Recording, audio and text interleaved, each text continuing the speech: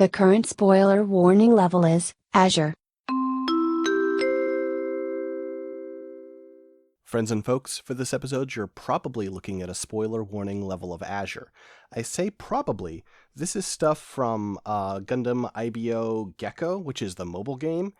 That would not be spoilery. They say they're going to make an anime of this. They said that a long time ago and nothing has happened. I don't believe them. But if in the time since recording this, a Gundam Iron-Blooded Orphans Gecko anime has released and you want to not be spoiled for it, you should skip this episode. But otherwise, in the real world, please enjoy the episode.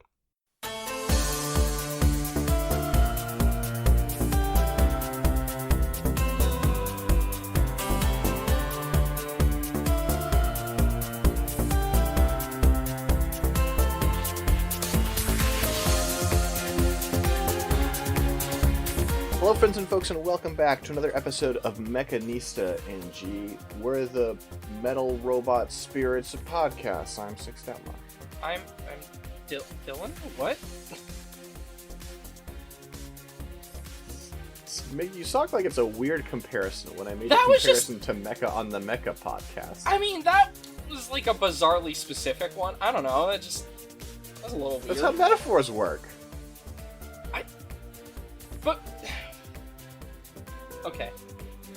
Except for ReFantazio, that one's not very specific. Actually, with that just being a game, isn't that incredibly specific? But what is it a metaphor for? I don't know. It's also a dumb title, but that's fine.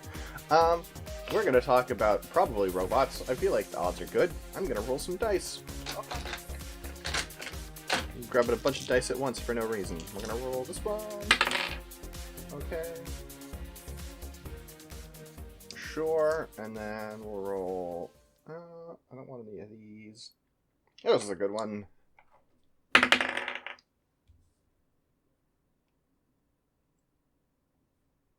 Sure.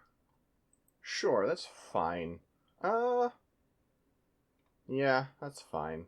Okay. Alright, well, let's figure out a way to get you a picture.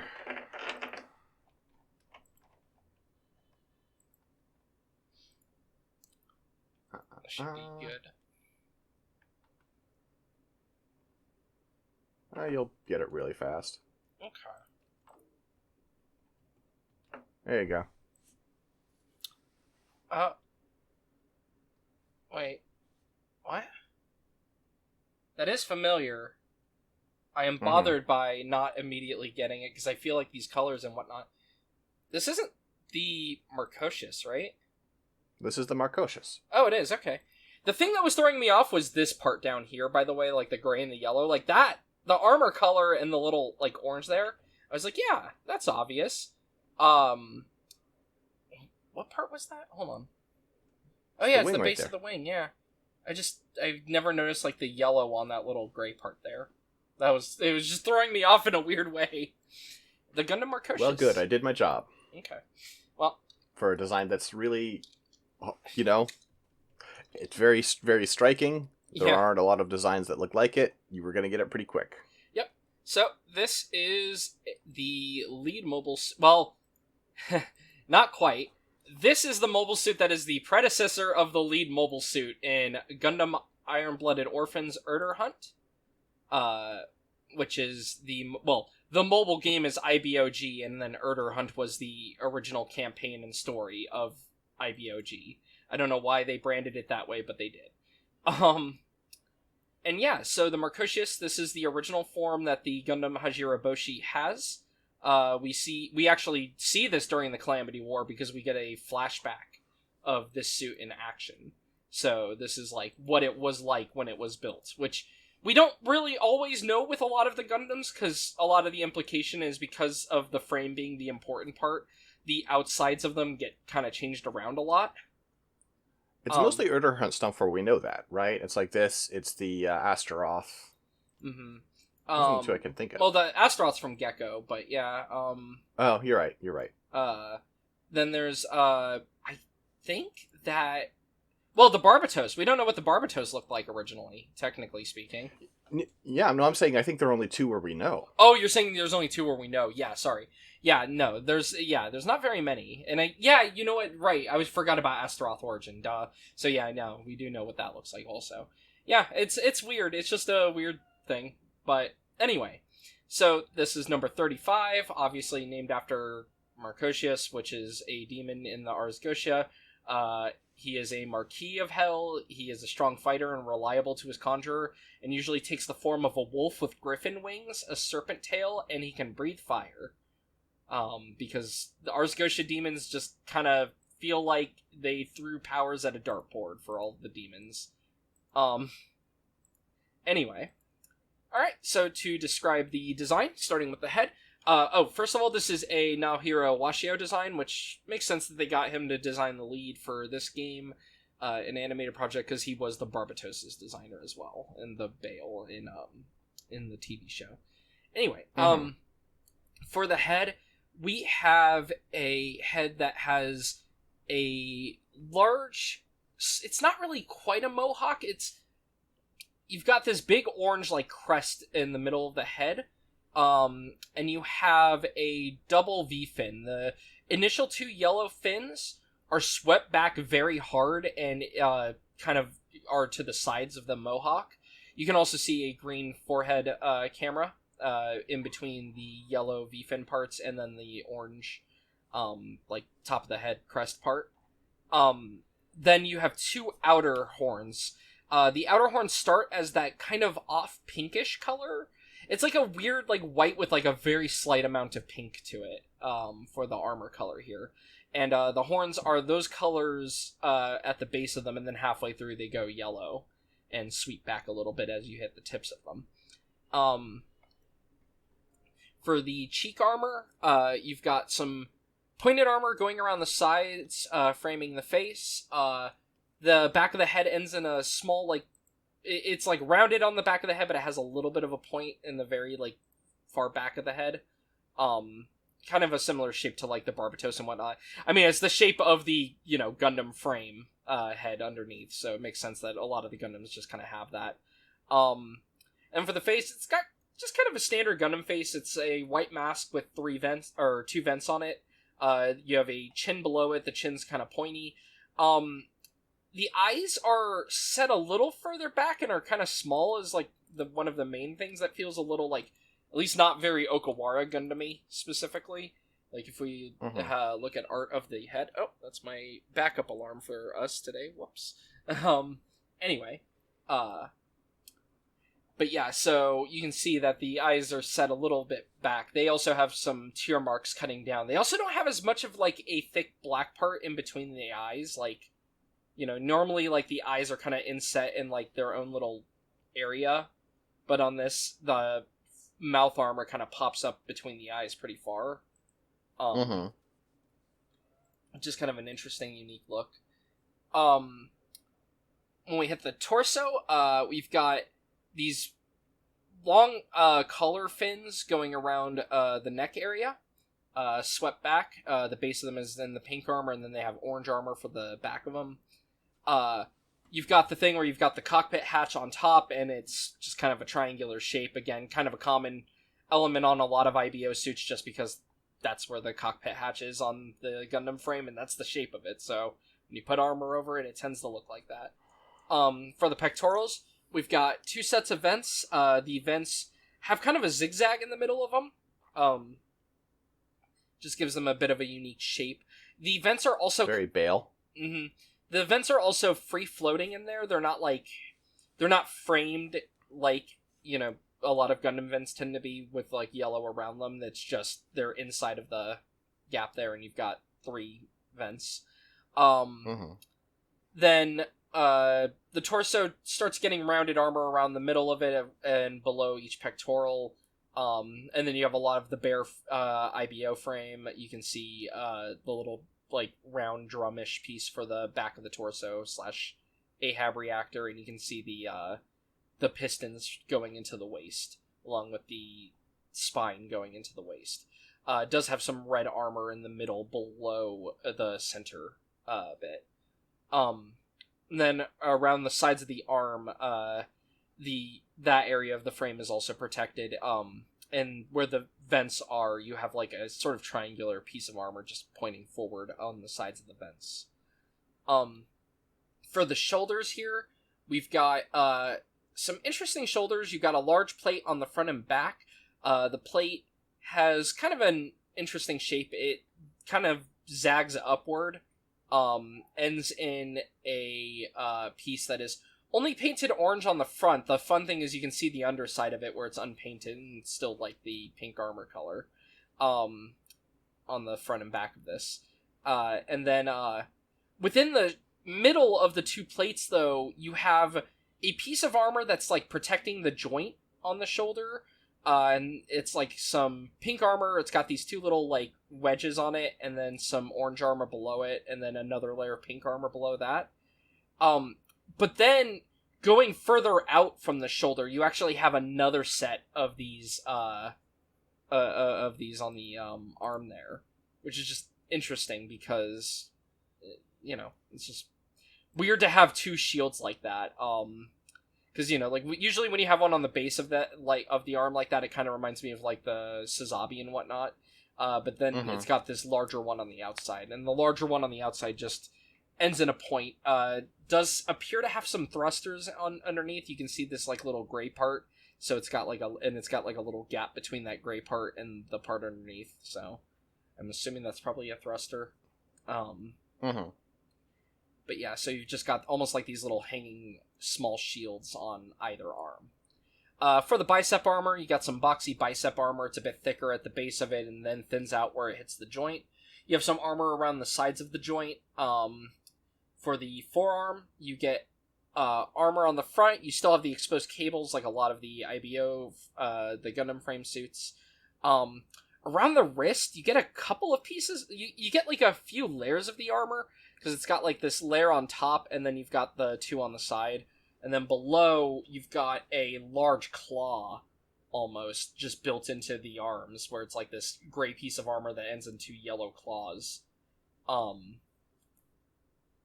Below either wrist. And then the elbow armor kind of pops back a little bit behind the joint. And then the hands are, your sharp, pointy IBO hands. For the waist, you've got a red piece of armor on top of the crotch. You've got the power button part that appears on a few different IBO designs, where that's what the symbol looks like to me. It looks like, the power symbol. Yeah, on no, definitely. things. Like the one that's on the Barbatos's chest. Yeah. Yeah, and shoulders and whatnot. Oh, yeah. Then, within the middle crotch piece, you actually have some yellow, like, vents along the sides of the waist there that you can see. And then for the actual skirt armor, you get pink skirt armor. Again, kind of a zigzag motif, has some orange armor at the end, and then has like two more layers of armor going below and behind a little bit on that. For the side skirts, you have two really big side skirts folding down. And these side skirts, I mean, you can see with the base of them, there's a lot going on there. They are basically two. You can see that there's like a big, panel line in the middle of it down the side. And the part below, mostly pink armor, kind of hooks at the bottom and then has some red armor at the end. And then for the back, it's following the same pattern as the front one. Ends in a little bit of gray armor. Also has this little fin sticking out of the side there. And these, because they're subarms. Yeah, these are subarms. These pop open just to show what it is. And also this the little gray piece there, which is actually what it is in the shoulder too, and I didn't realize that until now. But that gray piece with the yellow is the sword that is being sheathed in there. And you can see the way that the subarm unfolds. The way it unfolds is the piece attached to on the front and the waist, like that we see there, stays where it does. The outer armor is attached to a rotating mechanism near the bottom. That little gray part that's at the end is actually like a little... there's rotation on that, so then the arm can rotate on that. And then also, is attached via this little joint there, so the arm can also wave. And then you have a little subarm claw that has some presumably circular movement and can wiggle a bit. It's actually surprisingly rare in Gundam to have a machine that has, like, arms or subarms that, like, can, let go of things. They're not fixed weapons, but by default, in their resting state, are holding a weapon. Mm-hmm. Yeah, because it does just have the little clamps around the handles, which is interesting. Even folded up, it's just holding onto it. Just kind of fun. It's like a bait and switch, because it looks like these are just sheets, and then it's like, nope, actually. Then for the thighs, you've got boxy thigh armor. It's a bit thicker at the top of it, and then it thins out as you hit towards the joint, kind of similar to the way the biceps go. Also has some panel line details on it. As for the knees, you get these boxy knees. They pop up a little bit, and they've got some red armor on the front of them. The red armor has these two little wedges on the outside of it, pointing forward. Then with the legs, as you go down, you get little, like, these tiny little thrusters on the sides of the legs, like these little boxy parts, and I believe they have, like, well, you can't actually see them from behind. I think these have, like, a little gap in them on the sides of these, but whatever. And then on the very back of the leg, you can also see there's these little thrusters there, too, that are, like, there's armor on top, and then there's a gray piece below, and I think the gray piece is meant to be movable, so it can, like, open up for a more spread-out thrust, or it can be closed. Then the feet, the legs kind of thin out as you hit the bottom. There is no ankle armor. For the feet, you've got the pink part of the foot on top of the toe area.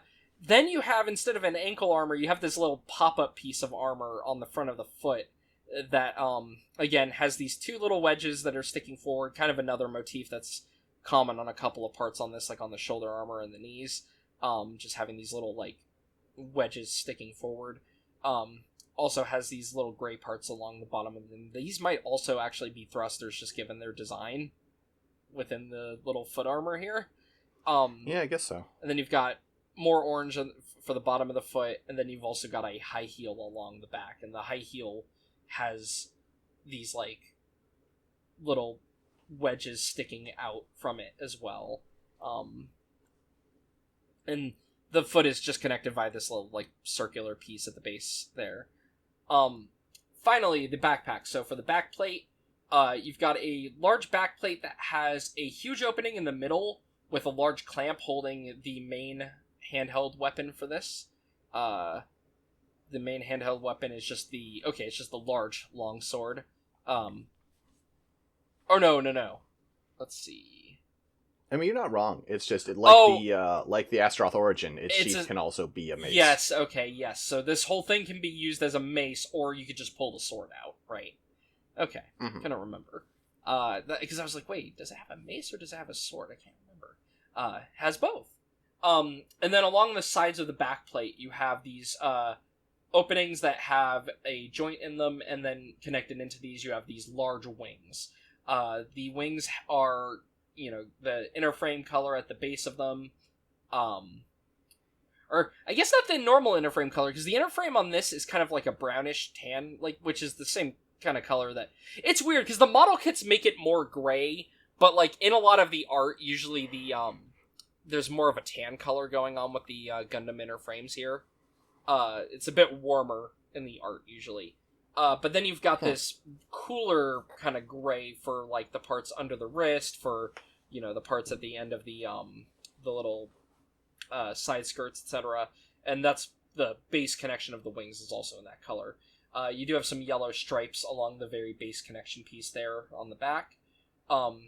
Then you've got a large pink wing connected into the top of it.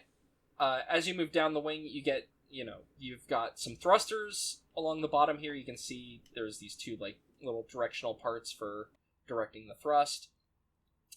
And then, where the wings hook out at the end, you can see the thick panel line and the orange part, and you can see another hilt, because these wings are also subarms. And the wings are deploy in a kind of similar manner. You can see them here. And again, they have, like, a little rotation at the base of them that they could do, and then the hands are simple hands that can also rotate. interesting thing is, like, all the swords used by the subarms, because of how long they are, they're actually kind of all short swords.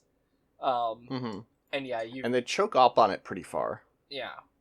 And as you posted in the picture, though, it basically is able to use 5 swords in combat, because it has its main arms, and then it has all these subarms. And yeah, so we mentioned the weapons. So you've got the large longsword on the back, which also can be called the bastard mace when it has the scabbard on there. Then you've got the 4 short swords. It does have a shield that you can see on the left arm equipped by default. The shield is just kind of a simple, small shield design. It's a bit more pointed towards the bottom, wider at the top. You've got, around the edge, it's pink. It's got a panel line running around it. You've got rounded plates on the front. This armor has 2 wedges on the top that stick forward a bit.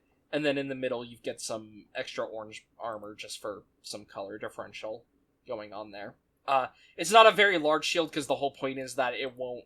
If they gave it a large shield, it might interfere with the movement of the subarms, so they kind of gave it a short one there.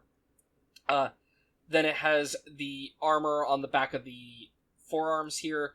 Obviously, these claws are still usable as claws. I believe they can turn around. It says they can turn around. Let me see how it works on the model real quick. Because, obviously, this thing did get a model in IBO. Not all the game things did, but a surprising number of them did. I mean, I do like this design, so... let's see. I'm trying to find a picture of the claws. Anyway, besides those claws, though, it also has, waist, on the waist binder here, it does have a pair of railguns. I can't see where the barrel is. I presume it's on the top of them, kind of like how the Bale's wings have them on the top as well. And if they're anything like other ranged weapons in IBO, they probably don't do very much in spite of being railguns, because, generally ranged weapons that aren't using giant tungsten rods that are, fired out of a large railgun, don't really tend to work well in the setting. The Dine Slaves. But, yeah. But it has them, just in case, because, you never know. You might need them. Well, and the design concept here is this is for fighting mobile armors, which can send out little, little drone guys, little mini ones. Yeah. Well, the main thing is a drone thing, but the premise of the arms is that the sub-arms can handle all the little adds while you handle the main boss. In that context, I imagine the gun would do okay, because those little sub-units are not that strong. And you can see these claws, where they're at, can shift pretty far forward in front of the hands. So yeah, just wanted to show that. And finally, you've got the binders, and the main thing with the binders is someone might go, well, wait, wouldn't it be hard to control? This is where the AV system comes into play, because as we remember with Mikazuki having the Barbados Lupus Rex with the tail, you just start feeling like you have those extra limbs. So that's gotta be comfortable for the pilot of this thing. Probably they love it. Thinking about Mika just being like, it feels weird when I'm not in the machine and I don't have a tail, and also my limbs are disabled because the machine is eating me. But yeah, this is not the way we see our pilot it. Theoretically, when this was being piloted in the war, I'm assuming it was piloted by someone who is mostly a torso, given the way the AV system goes. For, pilots like Ein and whatnot. But we do get this really cool flashback of it fighting, the Harail mobile armor in the past, and it's pretty cool. It also has a cape in that scene, so that's also really cool. Yeah. I got the impression that, maybe I'm just misremembering, but when they show, the AV system into basically the torso, right, which is basically what's going on with Ein, right? I felt like the implication was that this is because of the regression of technology, and back during the Calamity War, it wasn't this bad. I don't know, because it's weird, right? Because the reason I guess I was thinking that might be what it was like is because, you know, when you have McGillis, he's like, this is the true form of the AV system or whatever. Though I guess he could also be referring to it as, you know, making you less of a person or something, given the way McGillis feels about it. Ironically, then giving himself the surgery that makes him also connect really well. You know what? You're right, because I forgot, right, because that was the thing, is McGillis's whole thing is like, I was able to get the surgery and I can pilot the Gundam, you know, in a normal way, like in a, you know, cool way. Which obviously Mika and whatnot also pilot them normally. I just couldn't remember if during the war, if, you know, they were just kind of lobbing off people's limbs and just setting them up with the full line or what. Well, it's a little tricky to say that Mika pilots it normally, right? I mean, eventually he doesn't, right? Yeah, because when he starts deciding, hey, I wanna get more juice out of this, it does start killing his, you know, actual body and his nervous system. Uh-huh. So. And then didn't the Bale have... Did the Bale have something unique with its piloting system? I can't remember. I know that it's kind of a big deal when McGillis shows that he's got, like, the back spines from the surgery. I do know that. But I don't know if the Bale has anything special going on with it. I'm looking at it, I don't think it does. I think I was misremembering something. Oh, wait, hold on. The drop in technical capabilities after the Calamity War, coupled with the use of incomplete versions of the system in outer sphere areas, led to implant surgery having low success rate and only being able to be done at a young age. However, through his research, McGillis managed to recreate the original version and use it on himself. Okay, so not so much with the Bale itself, but right. The reason why Ein had to be turned into a torso is so it would work with him, because he's older. Whereas a lot of the younger folks like Mika and Akihiro and whatnot, they already got the AV system as part of being human debris. And then as part of doing it to Ein. And I'm sure some other fun experiments, McGillis figured out how to do the how they used to version. do it, yeah. So he doesn't have to remove his limbs and whatnot in order to pilot it. Anyway, yeah. So we see this in the flashback. You know, the thing with all the Gundams is as we know, they were all originally made to fight mobile armors, and you know, the whole thing is with mobile armors is they're just kind of one drone armies, because you've got, like, a large main unit and then a bunch of little guys. And I mean, it does pretty well in the flashback, fighting the Harail. It's pretty cool. The Harail seemingly remembers it, because the Harail wasn't... Well, we see it kill one of them, because there's actually more than one in the field, which is interesting. And one of them gets damaged, but it's kind of like... The way that we see the flashback, we are seeing the mobile armor's perspective of the war, you know? So when it sees the Hajiroboshi, it's like, you know, it's rudimentary AI is like, I remember that. That thing tried killing me. Which is fun. Yeah. The Marchosias is I think, one of the coolest IBO Gundams. Yeah. This thing is sick. I like it a lot. Also, I think the colors are really fun. Just doing, like, the weird pink and yellow and orange is just striking and unique. But yeah. Alright. Now we talk about... Then it gets shittier. Yeah. Both in capability and in look. I mean, there are elements of the Hajiroboshi I like. Which we'll talk about. Or, I'll let you do it, actually, because you do the video stuff anyway, so I should let you. Alright. So, yeah, the Hajiroboshi, for first form, we should say, first of all.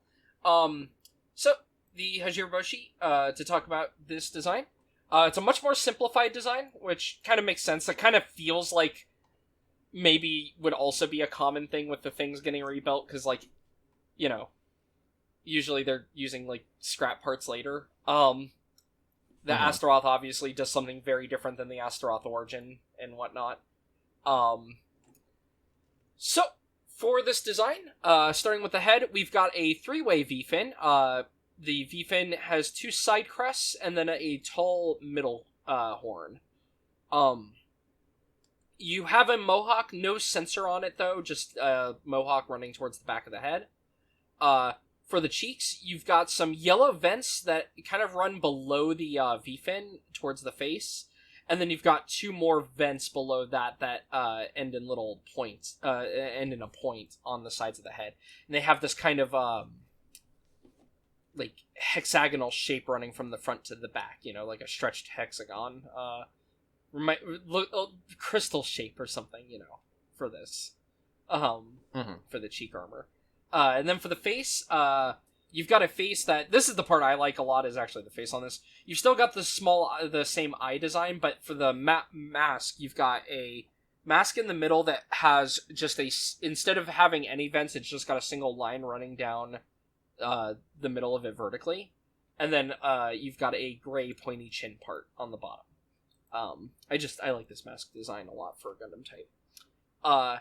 For the torso, you've got the shoulders. You get a bit more bare shoulders where you can see the around the collar, the connection going into the arms there. That was covered up on the original Marchosias armor.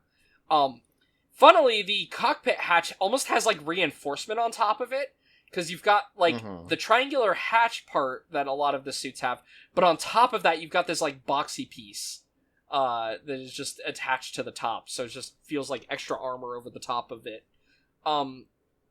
You've got these for the pectoral armor, you just get flat armor in pink along the top. You get the vents that are like a yellow part that have a panel line running through the middle of it, so thinner, simpler vents.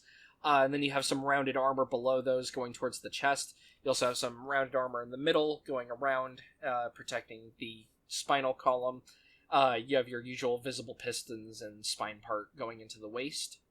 For the shoulders, you've got thick shoulders that have almost like a samurai armor look with the way that they're like layered, right? Like, because it's got the... Sure. You've got like a piece on top that has a little wedge in the middle popped up. Then you've got a piece going around the middle that's it's not quite rounded, it's still like angled, but goes around the shoulder. And then you get the one more little plate below on the front and back. For the biceps, you have the same bicep where it's thicker at the base of it and then a bit thinner towards the middle. Oh, sorry, forgot to mention, these shoulders have the same kind of thruster design that the Hajiroboshi's wing thrusters have, where it's like you've got these pointy kind of gray parts that are for, directing the thrust around. The thrust comes from in between them, and they, can move around a bit. Then for the forearms, simple design on the forearm armor, just pink armor around the base of it. You've got the visible cables. You get a little bit of gray armor around the elbow area along the back. Moving on to the waist, for the crotch piece, you've got a gray bar on the top. Then the bottom just kind of has a pointy part on the front. You get a bit of a divot in the middle, and then ends at the bottom in a point. You do get some gray vents on the crotch piece, kind of like the yellow ones that are on the original Marchosias. The skirt armor, kind of just standard skirt armor in shape. It's a bit longer on the front. You kind of dips in between like the outer angle of it. And then along the top you have some orange armor. Around the sides, you just have 2 sheaths for the side skirts. Just very simple design for those. And then the rear skirt, you've got a base rear plate that is just kind of a middle piece with 2 little parts around the side of it that have plugs in them. And then plugged into it, you have these large binders that are just like these big thrusters. They are red. They have like a little red square on the base top part of them. As you move further back along them, you get some yellow vents along the top, finally ending in the large gray top thruster piece. You have a large wing coming out of the side going upward on the outside of either of them. And then along the bottom, it's mostly the pink armor until you hit about the halfway mark, and then you've got a series of like gray, like little thruster veins going down. Mm-hmm. It's a cool design. This is the other part I like is I like these little thruster pods. The thruster pods are cool. It's true. The thighs, kind of just the same design as the Marchosias. You got some panel lines. They thin out as you go towards the joint. For the knees, orange armor part on the top of the knees. The knees kind of have a couple of layers of armor going down. You also have some armor going around the sides. You have a large boxy thruster on the back in between the sides of the two parts of the side armor. Just a very big square thruster with some you get some visible cabling and frame running down towards the feet. No ankle armor again, though the foot kind of puts armor on the top of it that is much more like your standard ankle armor. So at the base of the foot you get a part that has a large pentagon on the front with the point towards the top, and then just a bar of armor going around the sides. And then on the outside bar of armor, it has an extra thruster attached that has like some yellow parts that almost feel like an intake, just given where they're located. And then on the back, you have a little, thruster on the bottom of it. And then finally, for the feet, you just get some high heels. You got some pink armor on the front of the foot. The pink armor on the front it's not asymmetric. It has a zigzag that, goes towards the outside, which is just kind of interesting. You get a triangular piece on the front of the toe, then some red armor going around it, and then the rear heel is just a high heel that has two spikes on the top of it pointing upward.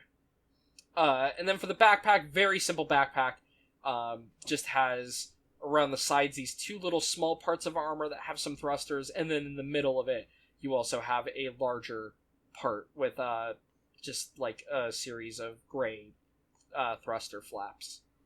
And yeah, so it's the Hajiroboshi. The Hajiroboshi, again, this is our hero's starting suit in it, so it is obviously not quite as upgraded as the Marchosias or the later forms. We've got a couple of different weapons for it. We've got the Smart Mace, which is a, short, balanced mace weapon for it, for close combat. You can adjust it from your phone if you're at work. Okay, yeah, I get it. This can also be stored via the little handle part. It can be stored on the waist. There's also the crab shield on the left arm, which I love the crab shield. Crab shield's just like a jankier version of the Curios's shield. Yeah, it's fun though. So the shield is mostly pink along the front. You've got these little orange hexagons on the top, and then a yellow-orange a little orange piece in the middle towards the bottom. And then you have two yellow claws on either side that can flip forward. Within the shield, barely poking out, but able to pop out more, you have just a large drill. It is like a large needle drill that, it can grab an opponent and then thrust into it. And then, these weapons are used by the second form, so I'm not going to talk about those yet. So yeah, it's a simple equipment setup for it as well. Well, it does still have the short-range rifle. Oh, right, sorry, I did forget about that Which is a real, clunky-looking piece of shit. I love it. Yeah, this looks like a civilian rifle, basically, like a civilian suit rifle kind of thing. It's very... You got your standard Gundam scope on the top of it. Otherwise, it looks like a little rivet gun or something. Yeah, it's great. It is fun, though. I do like it. Yeah. So, yeah. The Hajiroboshi, gets dug up, is piloted by Wistario Afam. I forgot that was his name. It's, they designed him to be, the counterpart, the opposite to, Mika. And I think this tiny little twink basically succeeds at that. Yeah. I think he's kind of cringe, but... The worst part about his design is that he actually looks like he would be Atra and Mika's kid, in spite of that not being who he is, because his story takes place at the same time as IBO. but it's just, look, it's funny. Anyway, so yeah, he uses this at the start of the series. From what I know, he just kind of falls into the cockpit. Not all the stuff was really translated, and the game is dead, and who knows when that goddamn movie's coming out. But is it supposed to be just Urder Hunt, or is it going to be like an Urder Hunt Gecko thing? It's just Urder Hunt. Wow. For the movie, yeah. I feel like I would do both while I was at it, but yeah. To each their own. Later on, the Hajiroboshi gets an upgrade into the Hajiroboshi second, so time to show that. I'll let you get that all situated, and we'll talk about it. I'll go through this design and the other one that we have. We have one left after this, but I can go through all these designs a lot quicker.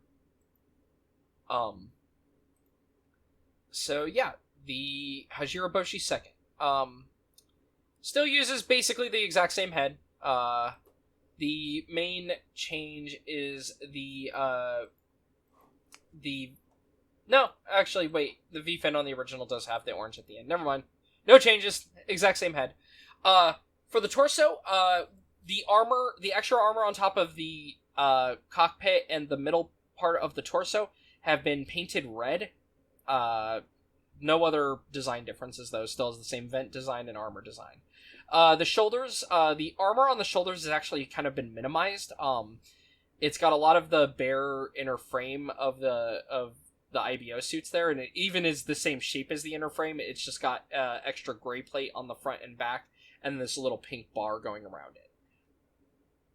The arms are the same design. The waist is where we finally get the changes. So, the front skirts and all that, and the side skirts are the same. The rear skirts are now new. So you have these large rear skirts that have the design is more like the wings from the original, the original Marchosias design. So the thrusters have been made bigger. You can see that they've got a couple of the little flaps for the thrust on the bottom of them.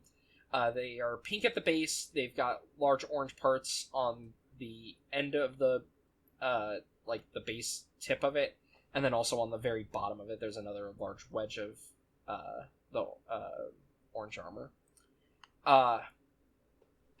So yeah, just basically cool, bigger thrusters is the main thing with them. Does also have some wired anchors in them. Let me find that I'll go over that with the weapons, but I'll open that up while I'm talking. Moving on to the legs, though. The legs are basically also the same design all the way through, and the backpack is the same design. So, not a ton of changes, right? What? Aren't the feet different? Are they different? Am I crazy? Wait, hold on. No, they're not. Okay. They're not. They just look weird. They just look weird every time. Never mind.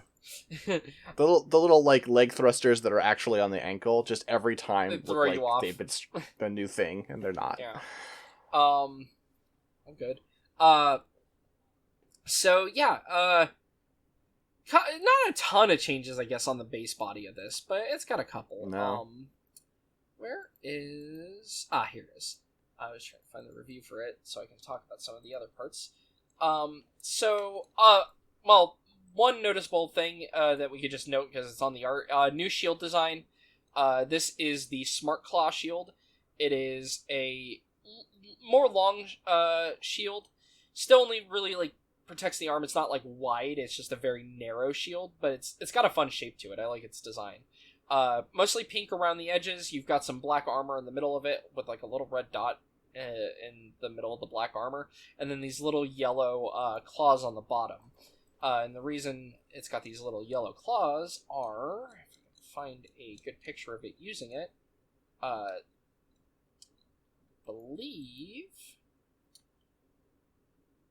Oh, no, these aren't what launch, right, sorry. These are just claws for attacking. So, basically, it's just a big punch shield.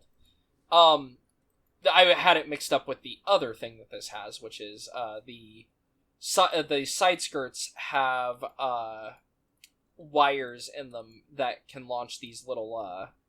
It launches these... I don't know what you would even call these.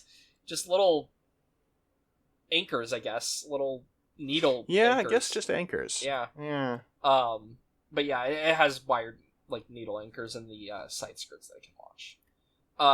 Then finally, the thing that I love on this is its new melee weapon, which is basically a large cross-shaped sword.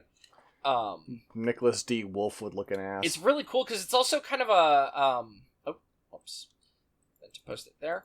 It's what is the name of the weapon?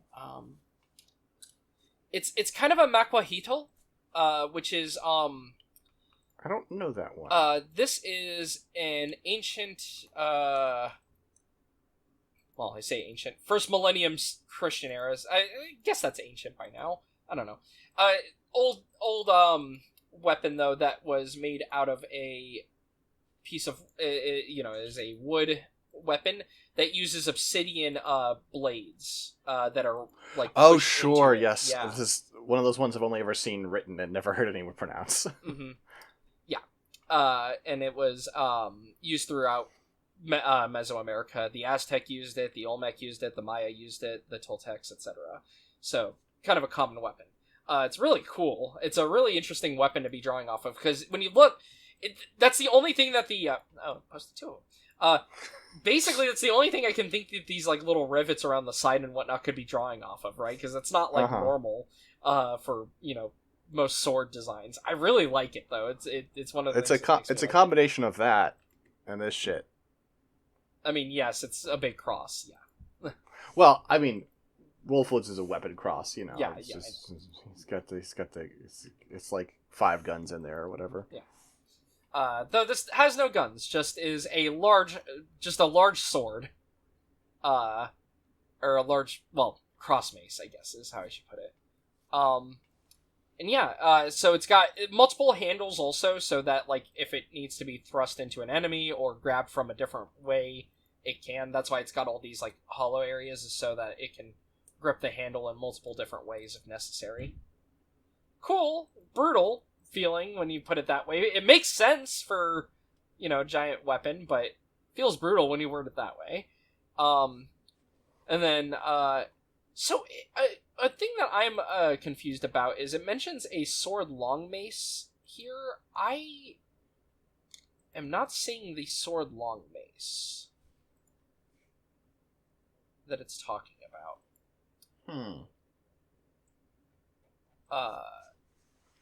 Let me see. Most of the art of the Gundam Wiki is of the first form. There is some of the second, but not a ton. Yeah, and of course, MHQ is more efficient and just doesn't. And even like the model kit for the second form only has these as the accessories, so I don't know what it's talking about. Maybe the weapon got called 2 names, and Gundam Wiki being the Gundam Wiki just kind of cited it twice. I don't know. Well, let's see. So it links to the profile on the website. This is not helpful. Yeah. Well, anyway, regardless, let me see, actually, if I look up if I type out sword long mace, that's the only part of this article that the sword long mace is referenced on is in the weapons section, so, whatever. Doesn't matter. Yeah. Anyway, I like the big cross sword. I think it's cool. Another thing that I like it more than I expect. I think looking at the model kit, I liked it more than I did. From the way it attaches is really cool, also, because it can attach to the wrist. So when it's in storage mode, it just is carried on the arm like this, and I think that looks really cool. That does look good. The other looks a little side heavy, but the other fun thing you can do with the model kit that is not something that happens in the thing that I did with mine is so the backpack, you may notice on the backpack it's got these 2 little side parts here. Those are technically the holes that are used for like attaching parts, like the grazes parts and whatnot. So because it still has these thrusters left over, you can pop them in. You can also pose them a bit better than they're put in here. But you can put either the butt... I don't think you can put the butt wings in there, but you can put the old thrusters in the backpack.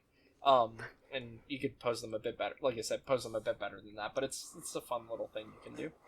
The leftover parts to fill it out. Because he kind of just made it into what is essentially here a quote-unquote, this is like, perfect strike, but instead it's like he put all of his favorite parts of the first and the second form together. Sure. Which is fun. But yeah. I would want to mix it with some Marchosias parts too. I'd want to mix them all, because there's features from all of them I like, and I think it would be cool to, mix them all up. Anyway, there is one other form for this suit, so let's get to that. There is the Hajiroboshi Alector, which does not appear in the story, funnily enough. This is a version that appears in IBO MSV, and it appears in the game, but it's not used in the story. And it's a weird design because it is essentially a full armor Gundam, but IBO version. So to describe it, first with the head, we've added additional armor to the V-fin, and also a longer blade to the top of the middle, horn. To the torso, we've added some bigger yellow armor around the bottom of the torso. For the shoulders, we now have asymmetrical shoulders. Funnily, the right shoulder is actually the same design as the base. It's just this armor, the top and middle sections are painted red, and the little gray thruster parts are painted yellow now. It just makes it feel like a very different shoulder, but it is the same shoulder design as the old one. The left shoulder, on the other hand, is much larger. You've got this large red shoulder, big red piece of armor going around the sides, and it has a bump around the top, and then pink around the sides, and then you get some large yellow parts at the end of it sticking down. For the arms, they're the same design, but we color the on the forearms on the top. It is red armor with yellow lining, which is interesting. Also have yet another new shield design. It's a very small little small shield on the left arm. It's mostly red with some pink along the top. Then moving on to the waist, the crotch armor actually is more armored around the front, so it protrudes more forward. And the skirts are now, instead of being flat, they kind of come to a point in the middle of them. So, again, they seem like they are just thicker, basically. Around the top and bottom. The side skirts are just the handle parts, though specifically the left side skirt part is actually holding a large... It's a large shield that I think has a sub-arm, if I'm reading that right. Kind of like the old Marchosias, because you can see... It looks like one, yeah. Maybe to help support its massive gun, which we'll talk about in a minute. Yeah, so the left side has, large shield protecting the side of the body there. The left side of this is very well protected, which, we'll get to why. It makes sense, actually, in context. The thighs, same design. The knees, you have larger red knees, poke up pretty far. The knees are actually high up enough that they kind of cover most of the thigh. Then you get some large yellow armor swept around the back of the calves. You still have the large boxy thruster in the back middle of it. Then as you move down to the feet, you have the ankle armor that still has the thruster on the side. The middle piece of the ankle armor has been increased in size. And then for the feet, you got this large red toe part with it's got yellow at the tip of it, put around the front of the foot. And then the high heels are the same design. And then the backpack is also the same design. Oh, forgot to talk about the rear skirt. You have a large flat plate for the rear skirt that is basically, instead of having two separate movable thrusters, it's just what if you had one large flat thruster plugged into the rear skirt. It has two little wings on the top of it. And then thruster along the bottom. And yeah, so this is an interesting machine. It has a very weird weapon, very unique weapon. If you want to pull that up, whatever way you think that would be good to pull up. It's hard to. I guess I just picked the sketchy art of it. Yeah. Well, that's the art of the weapon itself, yep. So that's the Alector Grand Cannon, which is a 400mm caliber rifle. It is strong enough that it can exchange fire with battleships. The explosive charge and the bullet are stored separately in the magazine, and the charge case is designed to burn up and disappear after being fired. A retractor... Oh, caseless ammunition. Sure. Yeah. A retractor pin on one side of the rifle enables it to be mounted on a subarm on the left side of the skirt armor when not in use. So that's what the subarm is for mounting it, basically, when it's not using it. Sure. Then we have another weird... Well, so, here's the weird thing about it is, you see this thing, and you see this design, and you're like, I understand, right? Oh, fucking stupid hand. Yeah. And then you see it holding it, and you're like, hang on. That doesn't make any sense. Yeah. It's holding it with its, like, the trigger hand is the left hand, which is the shoulder and the arm that have the extra armor. Why would you not put the armor on the other side that's going to be facing forward when you're shooting to block shots? Why are you so worried about protecting, like, your back elbow? What are we doing? Well, don't worry, because the right arm is not shown in the in-game picture, but the right arm also has a large thing on it. Because That's true. We have the Stag Wire Hammer, which is... Oh, yeah, sorry. There you are. Which is, well... It's funny, because you look at the pictures of it there, and it's like, well, that just looks like a big claw on a wire. That makes sense. Then you look at it equipped onto the arm, and you realize that thing is fucking huge!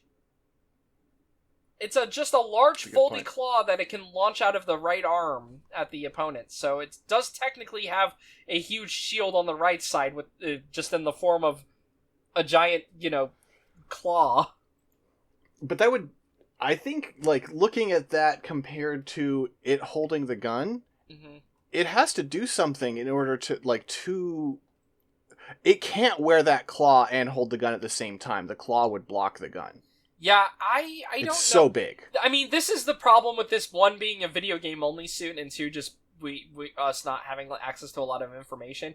Because here's the thing, this is not animated, obviously, either. Sure. I'm sure it has attack animations in the game, and I'm curious if the model, like, that is used in the gallery there that we looked at,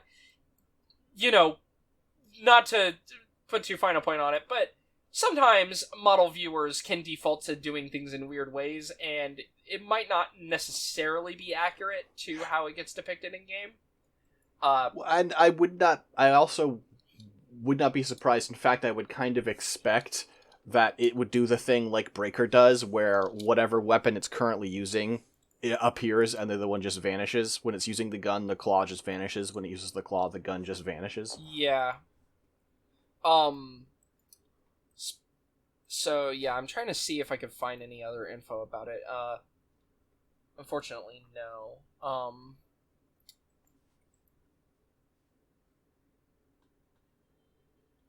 But, yeah. But from what I can see, though, with this design, it's essentially just a full armor Hajiroboshi.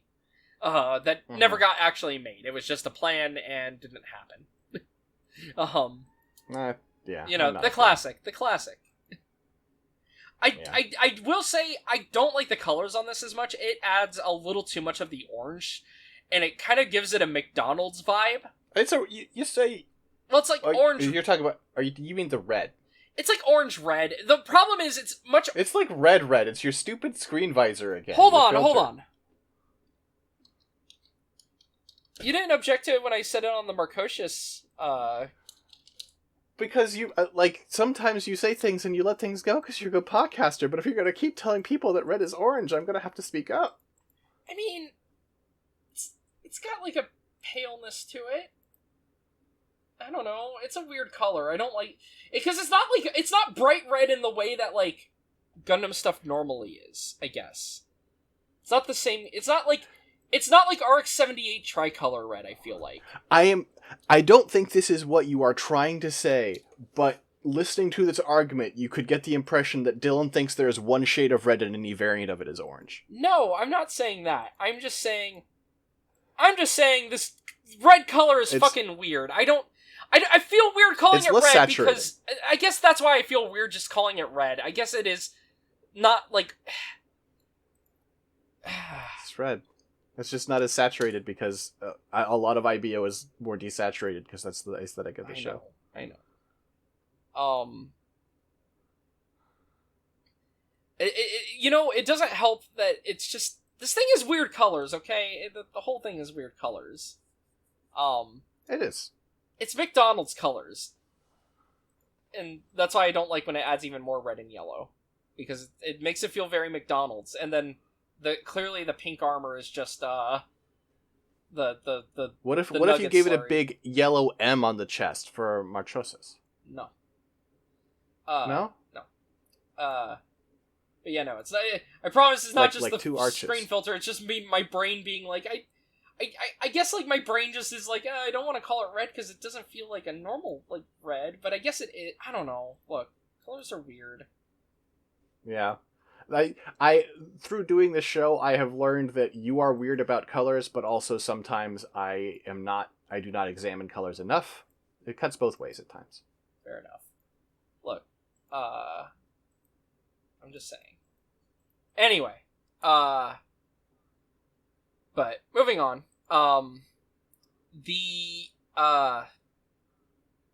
Yeah, I think the Marchosias probably is the best out of them. I do agree with you there. I think the Alector is my least favorite, followed by the first form. I like the second form a fair bit more, and then I like the Marchosias best. Yeah. It's a fun little line. The Marchosias is the best one. Yeah.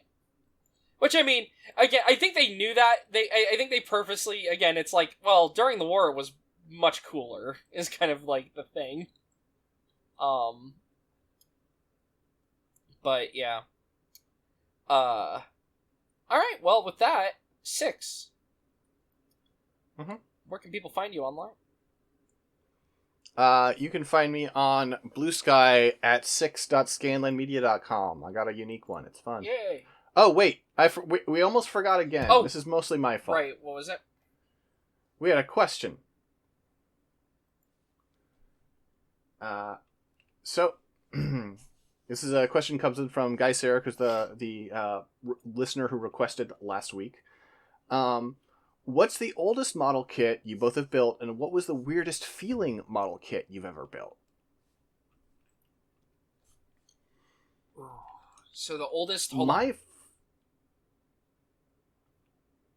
I'll let you answer, yeah. The oldest... So, chronologically in my life, the first model kit I built was a no-grade wing Gundam when I was a child. Mm-hmm. I had fond memories of building that. As far as like oldest, like how old the release is, I think probably I built the first HG Char's Zaku 2, I should say. It was the first model kit I built when I was getting back into the hobby, and I did not have nippers, so I did use just Fisker's scissors. It's a rough one. Yeah. I think for me, my oldest... So the first one I ever built is not the oldest one I've built, but the first one I ever built was the, I had a no-grade Gundam Death Scythe. The old back in the day one. Sure. Though I remember it had... So I used pliers, which didn't go super great, but it's okay. It was old. I was like 7 or 8, you know. And it had a non-colored scythe for the beam. It was just like a white piece, if I remember right. So I remember I colored it with like a green marker to get it green. Let me see. I'm trying to look for it. Yeah, here it is. Funnily, this thing was so fucking pointy because it was just covered in, you know, the marks from being built ineffectively by a child. And I think the stickers eventually came loose. The problem with the stickers and stuff is, you know, I lived in Vegas, and this was a toy that ended up in like a shed for a while in the heat. So it just, if I remember right, it just kind of curled up and, you know, didn't stick no more. Sure. But now I'm trying to think. Now that I look, that actually still might also be my oldest kit. I was thinking maybe I had something else that predates it, but the more I think about it, it's like, wait, no. The Mecha Collection Gundam is obviously not the oldest one, because that's a new one, even though it is based on the old kit. So it might actually be my oldest kit that I own, because, like, you know, I own some other... I own some, like, other old wing kits, but funnily, I think the Death Scythe actually predates them. Because it's, I mean, the other wing kits I have are all the Endless Waltz ones, so they definitely predate them. Or it definitely predates them. Yeah, no, it's just surprising that now that I look at it, like, date-wise, but yeah.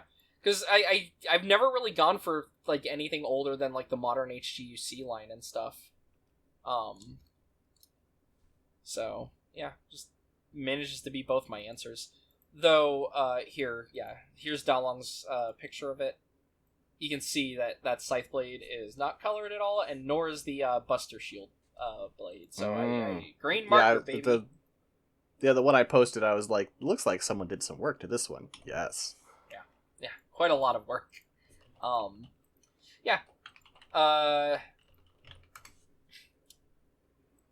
I guess in order to give a slightly different answer, I do have an oldest master grade. The oldest master grade I've ever built would be the Zeta Plus C1, which came out in 2002.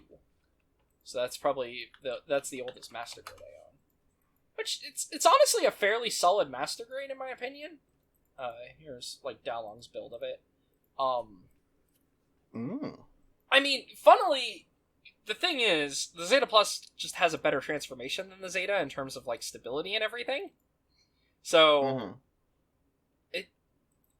it doesn't have all the fancy bells and whistles of a modern master grade. It only has a minimal inner frame. Like here, old picture of my old house where I have a house phone. Which is so quaint feeling now. It's very minimal inner frame. These legs, the lower legs had some, the thighs do not have any. This is like the torso inner frame. It's a very simple design. But when it comes together, it looks good. I mean, it looks like it's a Zeta Plus. It is 1/100th scale.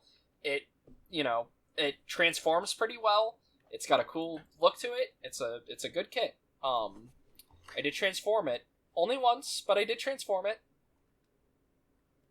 It's a cool design. Yeah, looks good. Yeah, it's a fun design. Also has two different sets of V-fin. It's got like a non-transformable one and a transformable one, which is considerate for the age of the kit for 2002. So, yeah. Yeah, my oldest MG is. I thought at first I was gonna fib. I was gonna say the wrong one. It's actually MG Destiny, which is a kit I think I've turned on. Because I just don't like the gray it uses.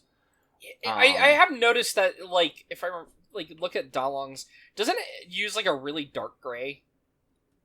Yeah, it's surprisingly dark for the like what should be the white. Oh, frankly, not just dark, but also it's got like a bluish tinge to it. It looks like, or some kind of tinge. I really like just. It's it was my first one, and I like that machine broadly speaking, not as much as I used to, but. It is not. I'm not as hot on it these days. Now, my second one, I still am a big fan of. My second one being the Gym Command. That's still a great build. Oh yeah, the Gym Command. Wait, isn't that a fairly new one? Define fairly new. I mean, P Bandai Gym, or the space is a new one. No, even that one though. Hold on. The colony type is. Let me see what year. I mean, I'm also okay. The colony type was 2017. Sure, that checks out. Fair enough. Fair enough. Yeah, no, I got back. I was watching Gundam, but as far as getting back into Gunpla, You never built like the you've never time. built a 2.0 Zaku? Like any of them? I did, but like. Oh, you're just talking about getting back into. Okay, I understand. Right. As far as chronological, like when they were released, I have no idea what my oldest MG is. Okay. Right. And then the second part of the question was, what is the weirdest feeling model kit you've ever built? Ooh. Now, do they say Gunpla or do they say model kit? They say model kit. Okay, because that opens things up. Yeah, you've got some answers to this one. You get some weird shit sometimes. Yeah. Yeah, I've got a couple of weird ones where I'm like, I think maybe the weirdest kit I've ever built in terms of just like this feels like a weird kit. Ooh. You know what? You answer first because I got to think about this. I tend not to buy like weirder model kits because I'm not the greatest builder in the world. I don't need any disadvantages. I don't need a kit from a manufacturer who doesn't know how to fucking do this. Fair. So probably it's one of like the G frames for me. That makes sense though, yeah. Those are weird little guys. Okay, so one build that feels really weird, I think, is I have the Motoroid Blasty, and I'm talking about the original Blasty, not the new one, because they did do a newer kit, and that one's fine. That one's a Playmax one. But here's like the Motoroid Blasty here. And so the reason this kit is weird, parts of it feel really advanced. It's got some nice arm joints. It's got some good like transformation stuff going on with the torso and whatnot. Everything's color separated really nicely. The legs, though, are, like, so basic. Like, these side parts are, like, all the white is, like, one part. So they just kind of sandwich this part, and they're very fiddly, and they're also, like, if I remember right, I think these are ball joints connecting in, so it's, like, very, like, old high grade in that way. It's just a kit where it feels like I am building from multiple eras, like, in one design, and it's like, that... it just feels weird because of that. So that's like one of my answers. Now, funnily, out of all the later Motoroids I've built are actually pretty good in comparison. I think that the Blasty is by far the worst one I've built because I built like the Maddox, and I think the Maddox 01's great. I built what else is a Motoroid that I have? The Alceides from Escaflowne, and that one's fine. Just like I said, just specifically that Blasty is the one Motoroid one that's weird. And then, I'm trying to see if there's like anything else. I'm just looking through because it's hard to always remember. Oh, you know what? There is a like, I don't know that it's weird, right? But there is one that's very different that I built a very long time ago. As in, like, when I was a teenager, I certainly don't have it anymore. Mm-hmm. And I'm also not going to find the exact one because there are a lot of versions of it. Okay. But I built an F-14 Tomcat. Okay. Yeah, I've never built... That's the thing. I've never built, like, normal people models. I've only ever built robots. You know what? I have a great answer for a Bandai one that feels fucking weird, actually. Just because of its construction. I think the Aegis Gundam has one of the weirdest builds. Mainly because its arms and its legs are the same damn thing. Oh, because it can do that. Yeah, for the transformation. I've got that kit. I just haven't. They have a lot of, like... The arms and legs have, like, sliding stuff that they do that's kind of weird. And all of it is all of it is done for the transformation so that it can, old picture here, but so it can do its weird claw grab.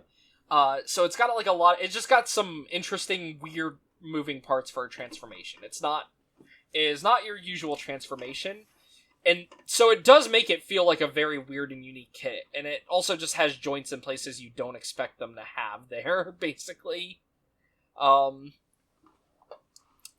Just checking through my list one more time if there's any others, but you don't have a backlog ever, right? No, I always build things as soon as I get them generally.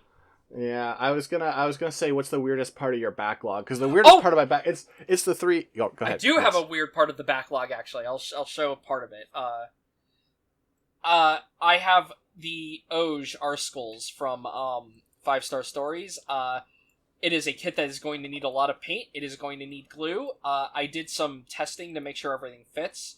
I actually finished testing it all the way, but I haven't fully built it or painted it or anything yet because I want to have the right tools and stuff for it because it's a really cool design. But I want to do it justice because as you can see, it's not molded in very many colors. Has a lot of detail on the parts, which is good, but, you know, I'd have to paint, like, the red lining around the skirt. You know, I want to paint the inner frame more than even their paint does. So, that's my one backlog kit, because it is, like, the one where I'm like, oh, I need to put a lot of elbow grease into this. And also, I was worried if it sold out, I would never be able to get it, so I bought it ahead of time. And I am excited one day to have an Oj. But it will probably be a fair bit before I build it, because I want to do it justice. I don't want to just paint it with, like, Gundam markers or, like, you know, just cans of paint. I want it to be something that, like, I want it to be an art piece more so than I want...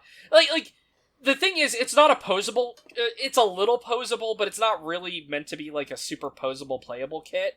And so, because of that, it kind of makes me want to make it more of an art piece. Because, like, you know, with Gunpla, I don't always want to, like, go too ham on it, because if it's something I'm going to be reposing or messing with a lot, you know, you don't want to, like, put a lot of work into it only for you to, like, start chipping it and stuff.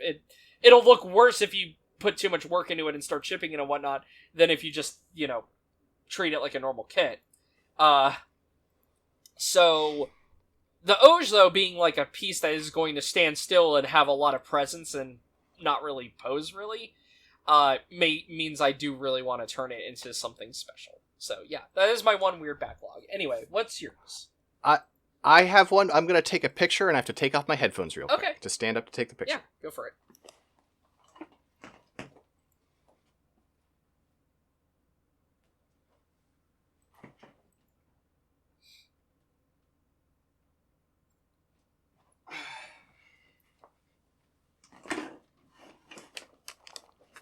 Okay, so the weird part of my backlog. I've taken 2 pictures of 3 kits. Okay.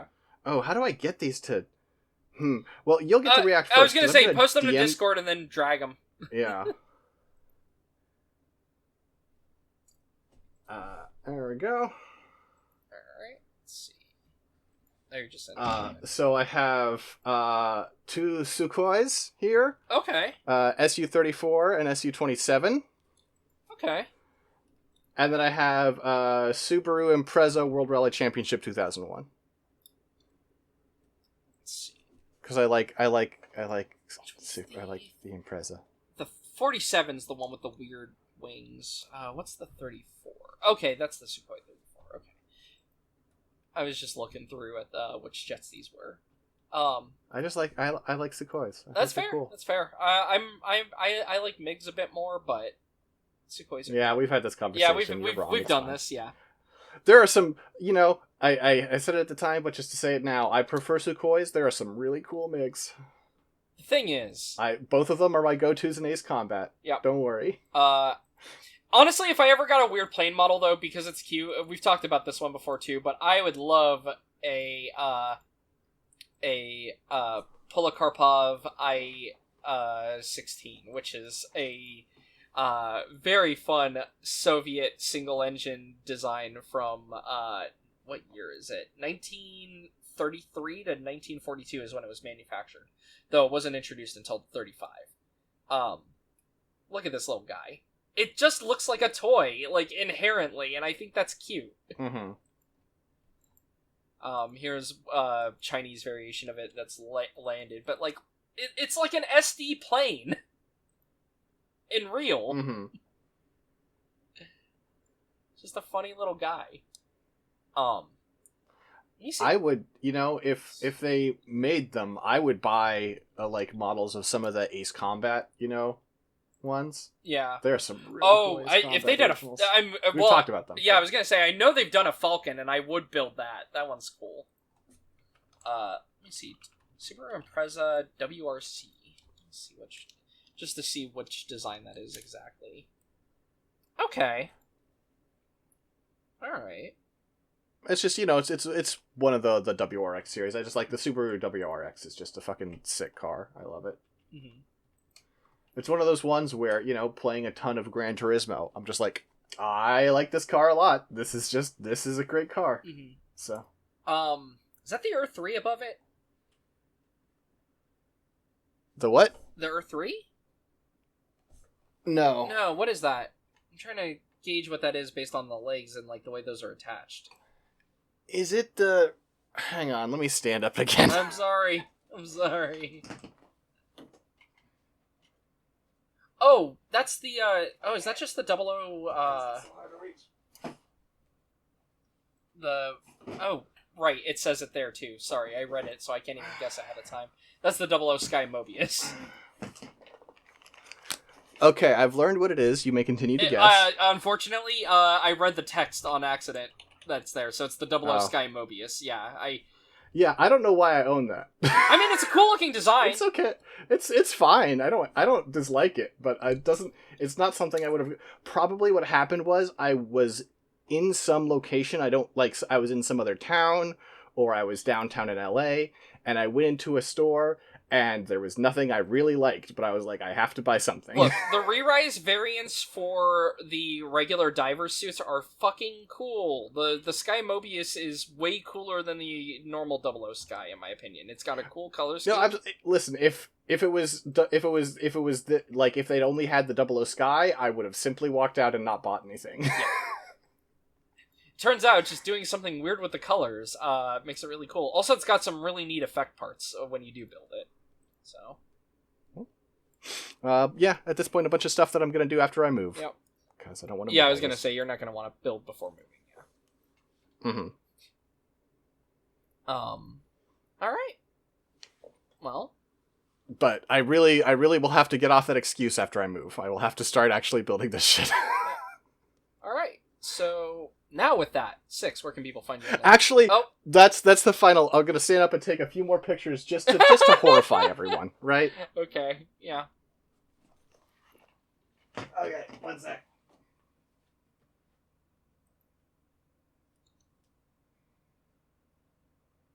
All right. Right. I should be vamping. I should be making noise, so it's not just. Well, whatever. It's fine. 6 will be back in a moment.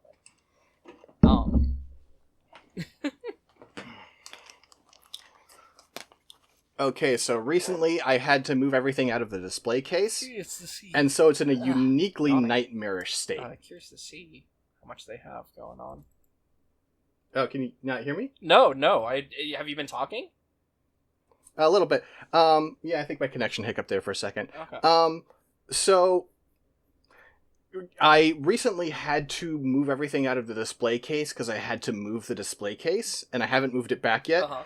So understand that the models being around is nightmarish in a way that is not normally true. The state of the boxes is unfortunately currently the case. As ever, you'll hear Dylan's reaction first because I have to DM them to Dylan and then copy them from there. All right, let's see this. Look, I've seen some backlogs, so I'll be okay. Brace yourself. Oh my it's god! Not good. Oh my god! I want to build those for you, and I know that. Here's the thing, I wouldn't even need to keep them, I just like building. That's my problem. That's why I never have a backlog, is I just like the act of building, even more than having the model at the end. Like, just the act of building the model is really fun for me, so I'm just like... I like building too, I figure most people do. I always feel compelled. I just have anxiety about busting them, about ruining them, so... Oh, you've got a couple there that I have also that... Testament's a fun build. You've also got an Eclipse. God, there's a lot. They really. I guess it's because they're so high resolution. They Holy really shit, don't the want Xbox pace. shelf there, though. Just like classic Xbox games. Oh yeah. You got Fable Fable the Lost Chapters, because those are separate games. in different boxes. Listen, I am not a collector anymore because the thing was my collection was always based on practicality. And it's not actually practical to collect games. Yeah. I mean, because the thing you realize is like the failure rate on your hardware is higher than the failure rate on emulation. You should just emulate this stuff. And so that's what I do these days. But it's like, yeah, there was a while where I was like, no, I want to have, and it's like, no, emulation's gotten good enough. And like the thing that triggered it was the laser in my PS2 dying. And I want to get that replaced, but it's like, right, the physical side of this really has some hurdles, huh? It's so funny because it's like games that, because I've played them, post facto, are very different for me. Seeing like Doom 3 and Doom 3 Resurrection of Evil have to be on separate discs though, and they were probably sold as separate games for their own prices, is just funny because I'm like, that's just the game and its expansion. At least in the Xbox section, most of those I got for around $5. Oh yeah, no, I imagine. Advent Rising though, really? I mean, that's just because it's funny to own Advent Rising. It is funny to own Advent Rising. Jade, do you want the whole shelves? I can give you the whole shelves. Yeah, fuck it. Let's keep going. One sec. We can keep it going, sure. Jade Empire though, that's an interesting game. I find it very funny that they were like, hey... Oh, wait, are you here? Right, I need to wait.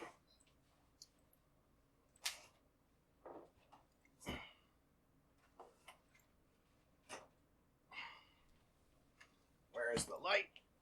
Light.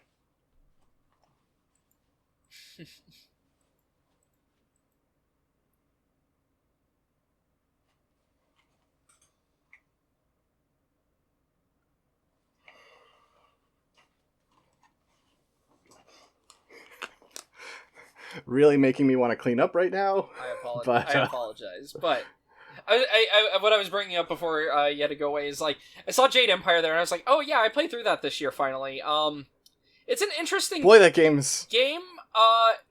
The fact that they're like, okay, we're clearly using China as our primary cultural touchstone, but we're not going to use Chinese. We're going to use a language that we got a college professor to make up, combining various Asian languages, and we're going to hire a mostly white voice cast. And I'm like, yeah, why? It's pretty racist. I'll say it. I think mechanically it's like messy but fun. Oh yeah, no, it's fascinating as a game because it's like BioWare trying to make an action RPG instead of their usual like tabletop like based systems. Though these days all they build is action RPGs, which is funny. Yeah, well, I just played DAO also recently. It was just because on a whim I felt like playing it. Because I haven't played it since like 2009, 2010 when it had come out, and I had borrowed it from my friend in high school. And I was like, oh, it's actually pretty good, but. This will sound like an excuse. I'm actually not winking and nodding at the camera. On the second of the two shelves, upper row, the little jar, actually is just green tea. I'm not cool enough for that to be weed. Amazing. And the one below it is Irish breakfast. Look at, you have so many... People I know have so many more video games than I do. Just funny, like physical copies. Even like when I had a lot of physical copies. And the reason I'm still incentivized to do it is I work at a retailer that sells games and gives me an employee discount. Well, that's the thing, right? And then also, well, I forgot your age. 6. Are we the same age? No, I'm 6 times 6, my friend. Okay, you're not that much older than me, but a little bit. I'm not insanely older. But well, the reason I was thinking about it is also, like, I was thinking about, like, well, when does income come into play for people also, Because, like, here's the thing. even if I had, like, my crappy low-paying job, if it was the PS2 era, I would be going to Walmart and going to that bargain bin, that giant bin they would always have in the back that just had a shit ton of pre-owned, like, PS2 games, and I would just pick up stuff, you know, like, if that was my disposable income era. Like, that's the problem. I kind of did have that at one point, because there was a point where I would buy, like, I used to have a bunch of DS games, then funnily, I resold them, because then I had bought them, like, a whole bunch from, GameStop, because, you know, they would have, like, the loose cartridges, right? Like, just it's like a little DS card, and they were, like, generally pretty cheap, like, you know, anywhere from, like, $2 to $10, depending on what game it was. So I had bought a bunch, and then I immediately returned them, because then, because the guy offered to, get me an R4. I was like, well, I can't order things online, I'm not allowed to. He's like, I'll just buy you one, just give me the money for it. I was like, oh, hell yeah. And so I gave him, like, you know, what was, like, $30 or $40 for an R4, for the R4 and shipping. And I had an R4, and I was like, well, I guess I never need to buy a DS game again. I wish I still had it. I will defend any of the game purchases. Uh-huh. Maybe just like, hey, listen, man. However, you can see my DVDs and Blu-rays, and I do have to make an excuse for part of it. Yeah. The 2 seasons of Sherlock were not my purchases. They were gifts to me when I was dying in the hospital from someone who did not know me very well. Fair point. It's kind of funny. You know. See, now that you mention that, now I am closely examining the shelf, because I'm like, okay, well, since we're already, like, just, you know, spending some quality time here at the end just yapping, time to grill Six about video games. I mean, listen, yeah, you know. As I say, the real shame is over, like, being like, hey, Six, looks like you've got a copy of Inglourious Bastards on there. I don't have to tell you, man. My question is, okay, so I'm going through the PS2 ones right now. Is that Destroy All Humans 1 or 2? That is 1. Okay. I fell off the bandwagon by 2. Oh, wow, what a shame. I'm sure you're missing in such a long and storied history of this franchise. Now, I'm glad that you have Agent Under Fire, Everything or Nothing, and Nightfire. Here's the thing. Here's my thing. I knew a lot of people that had Nightfire. I preferred Agent Under Fire over Nightfire. I think Nightfire is a better straight-up shooter, and the campaign is better. But Agent Under Fire has the grappling hook and jetpack stuff. I liked a lot of the weird, like, side objectives you could do in Agent Under Fire is the thing, yeah. That's also, yeah, definitely. I had the GameCube version of that at the time, but yeah. Let's see what else. I'm just digging through. Oh, Firefighter FD-18, hell yeah! Listen, I'm a real one. Yeah, no, I had to just cheer. Firefighter FD-18, I watched Super Great Friend played it, and I had not heard of it before, and I was just like, this game rules! There are boss fights with fires! The fire is evil. It was all I could do to get back at the fire! There are some insane lines in this game, it's so good. The main character, he's... When he's on the boat talking to the reporter and he looks at her heels, he's like, your heels, they're red. Red like fire. And she's like, I wasn't wearing them to offend you. And I'm just like, amazing. This game rules. Oh, Innocent Life, A Fantasy Harvest Moon. How is that? Not great. Yeah. It also doesn't help that that's the PS2 port of the PSP version, and it's not. It feels like a PSP game on there. It feels kind of weird and clunky. Yeah, I mean, here's the thing. The fact that there's no Innocent Life 2 or 3, well, you know, instead you have Rune Factory, A Fantasy Harvest Moon, and that one spun off 1 billion times, probably says something about how people felt about Innocent Life. Makes me sad because, of course, it's a futuristic Harvest Moon. I would like that, but, you know. You're trying to grow crops so that you can grow a heart, because you're an android boy with no heart, like Pinocchio. Yeah. But yeah, God, I always forget Mercenaries was on PS2 because it's like it feels like a PS3 open world game to me, right? Like It that, does. like that era. It does. And then they made one on PS3 and it's bad. Mercenaries 2 is not a good game. Mercenaries 1 is a really good game. Yeah, no, I never played 2, but I it's just interesting because when I think of 1 though and what type of game it is, it's really weird, right? Because like, you know, I feel like a lot of people, even our age, would think of like the PS3 era being the open world era. But like towards the end of the PS2, I mean, hell, Destroy All Humans is a great example of this, right? Yeah, I mean, if you look at this list, I mean, there are a lot of PS2, like, I mean, we were calling them GTA clones back then, but it's like, looking just at my list of games here, let's go through, let's name the GTA clones on here. Destroy All Humans, as you mentioned. We have Jack 2 and Jack 3. I never played a Jack game.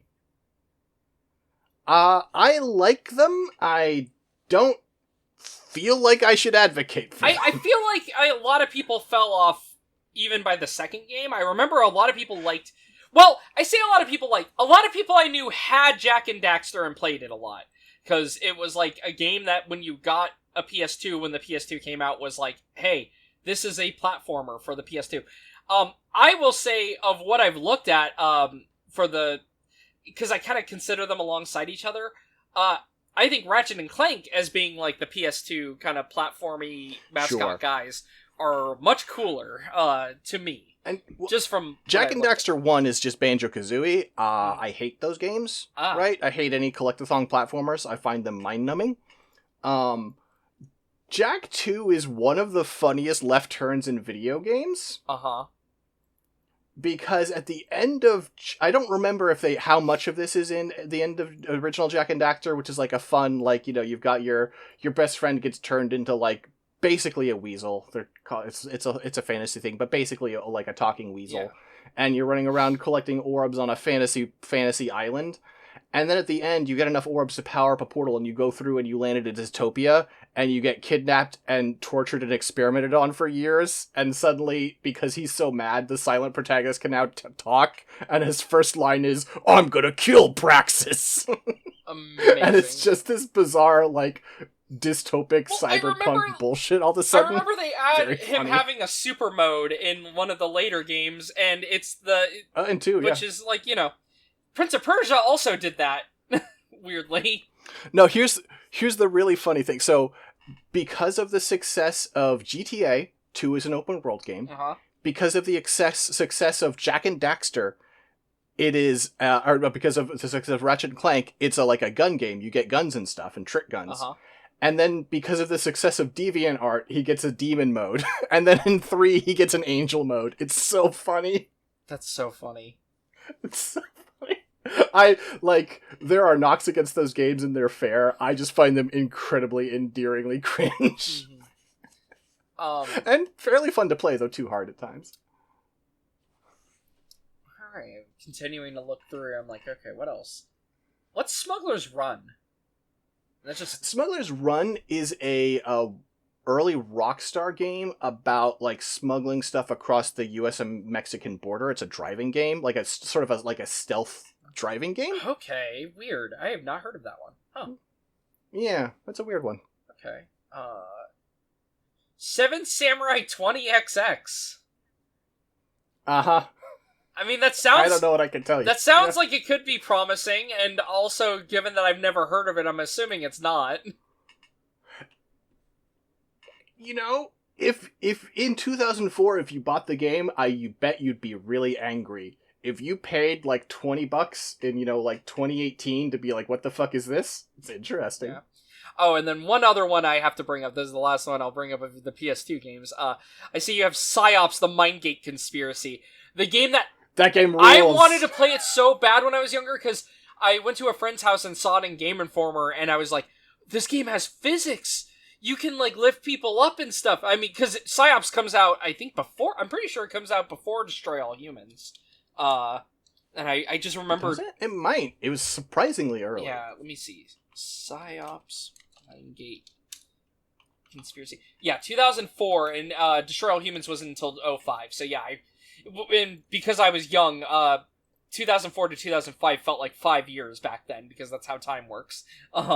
So yeah, no. When I saw, I do remember seeing Psyops though inside of like the like a Game Informer and just being like, "This looks so cool. You're psychic and you can throw people around, and that's crazy." I mean, if we were still doing unique music endings, aka if I wasn't putting this on YouTube, I would want to end this with the original song that they bought for Psyops, which is "With My Mind" by band Cold. Amazing. Yeah. Well, 2004, baby. All right. Yeah. Well. No, Psyops is another like PS2 cringe game, but like mechanically, it was really cool for the era. I mean, I feel like the interest. You know, sometimes I'm like, sometimes it's easy to have rose tinted glasses when looking back, but sometimes I feel like there was maybe a little bit more ambition to even like goofy titles that weren't very good.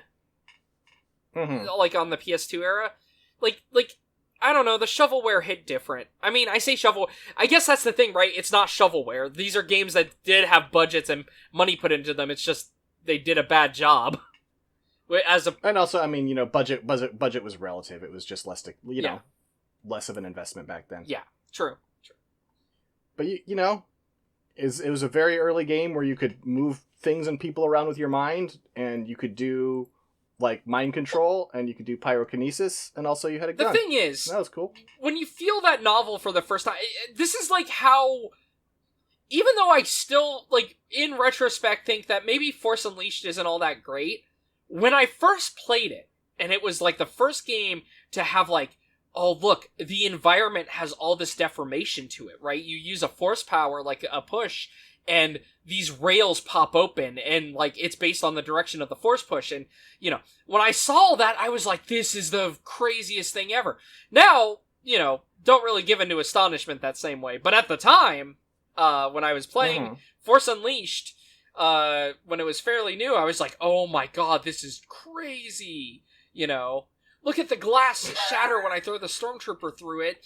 It like shatters into a whole bunch of little pieces, rather than it just being like a pre-made, thing, like a pre-done animation, like all other games. Sometimes you just get impressed by something like being the initial concept. It's funny, in retrospect, sometimes it's like, yeah, being able to lift someone up and throw them around telekinetically is not all that impressive in a game, but because I started playing games in like the PS1 and N64 era and stuff, when you don't really have physics in 3D games, 3D console games like that. It was novel. And you're even now you're capable of compartmentalizing and taking things in their context. When you play Tales of Phantasia on the Super Nintendo and there's voice acting, just to like, what the fuck? Yeah. Anyway, I had forgotten that Psyops the Mindgate conspiracy had bowling. It has bowling? I assume. Oh, okay, I see. Yeah. Amazing. Dylan, where can people find you on the internet? Sorry, sorry for this long diversion. You can find me at LowPolyRobot on Busky.social. You already did yours way earlier, I guess, so... Scanlinemedia.com, Patreon.com/ScanlineMedia. But until next time, folks. Peace out. Peace.